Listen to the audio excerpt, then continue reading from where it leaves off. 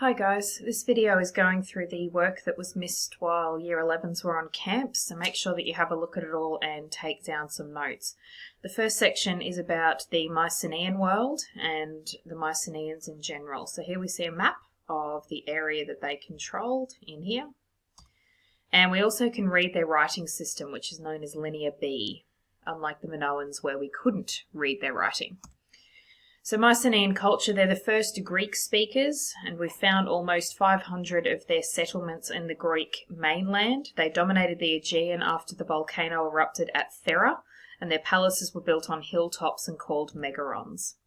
There were a number of states within the Mycenaean culture, and they would regularly fight each other. We also have a fair bit of evidence about their social hierarchy, including kings, leaders of the people, military aristocracy, local governors, and commoners. Here's the citadel, the entryway to one of the palaces with the Lion's Gate.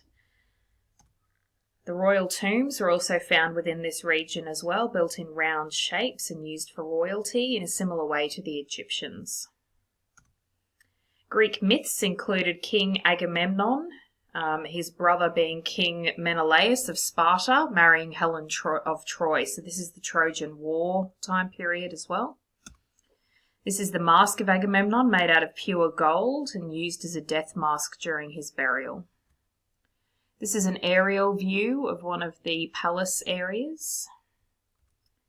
Here we can see a map of that particular area. And this is a photograph of Arthur Evans, who was the archaeologist who rediscovered a lot of these areas and parts of ancient Greece. Alright, this is some artistic work on Theseus killing the Minotaur, another legend from this time period in ancient Greece. And here we can see some of the early artwork of this particular time period.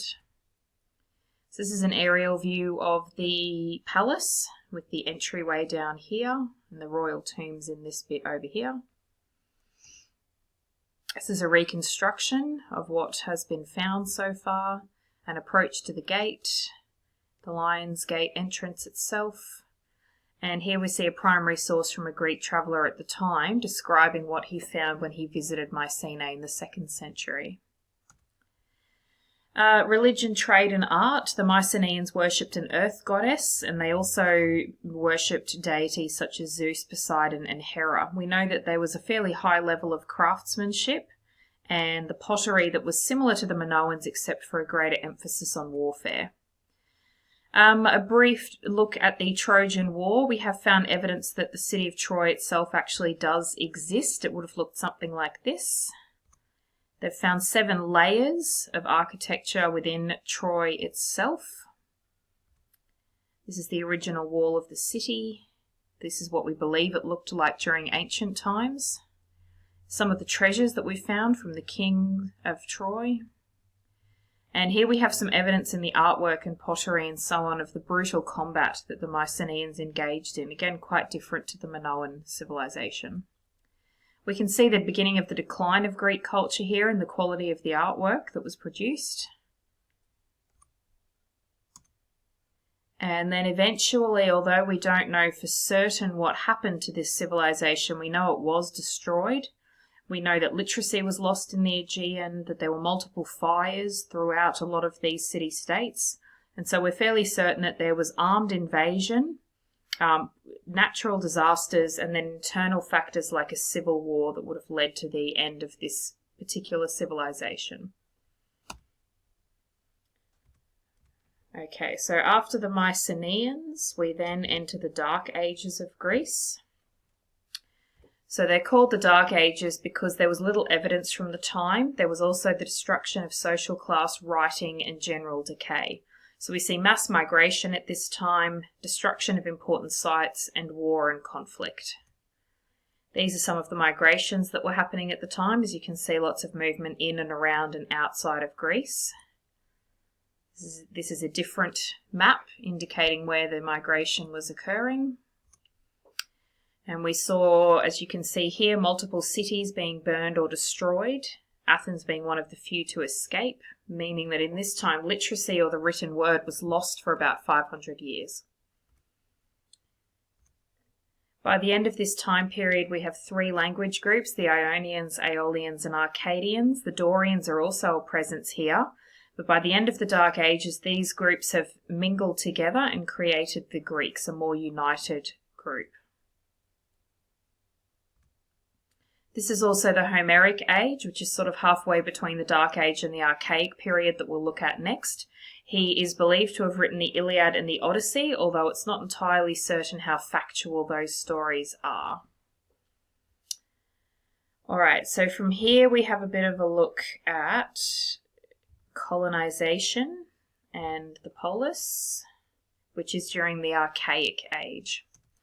So at this time period, colonization began to occur throughout the Mediterranean Sea, where a lot of city-states moved from oligarchy, where a few were ruling, to a tyranny, where a king was running things.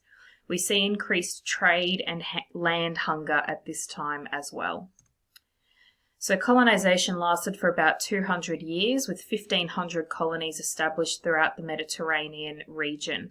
Overpopulation and land shortages are believed to be the major reasons that this occurred, and each of these new colonies was fairly independent once they were established.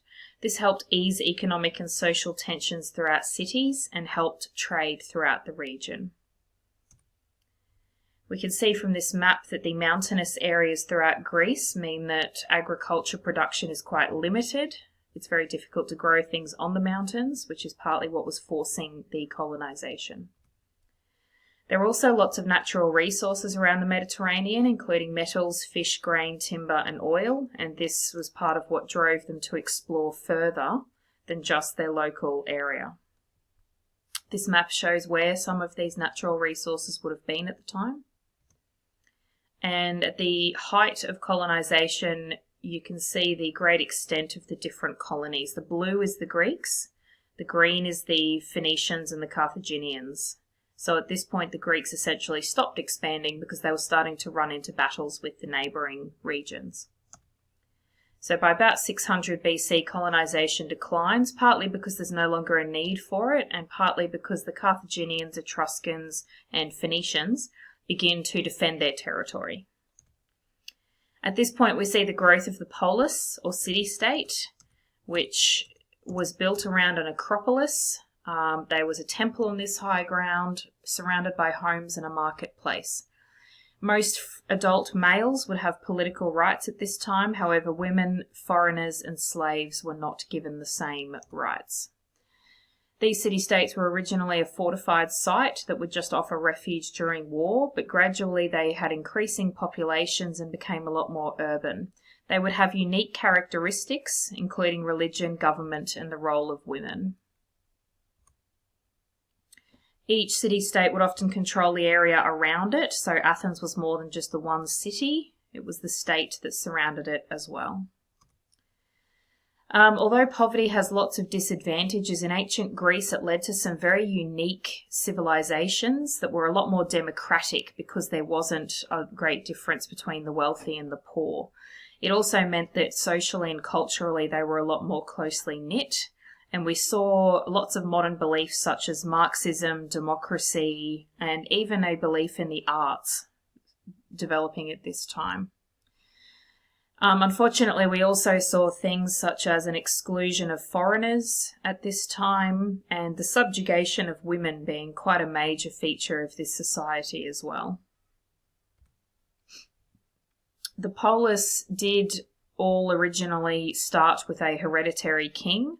However, these kings were eventually overthrown and a variety of political experiments occurred that we're going to take a bit of a look at next.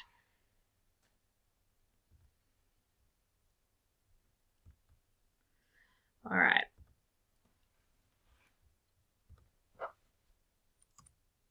So the ancient Greeks have a great number of different political systems that they've experimented with, a lot of which we have continued with today. And Polybius, an ancient writer, believed that there was a cycle to these political systems, that a civilization would move from one to the next, and then from the constitutional versions to a more corrupt version, and that this cycle would continue as a society developed. The first and major system was monarchy or kingship, where a single royal family would rule, coming from the Greek words mono, meaning one, and archo, meaning rule. And this was a hereditary rule passed on from father to son. Following that, sometimes a different strong individual would seize power, and that became a tyranny or a tyrant, from the Greek word tyrannos. And then aristocracy or oligarchy, where rich landowners, generally a group of people, would run things themselves. So next lesson we're going to continue from here, having a look at the other political systems and then continuing to look at the development of ancient Greece. Make sure you've taken your notes for that lesson.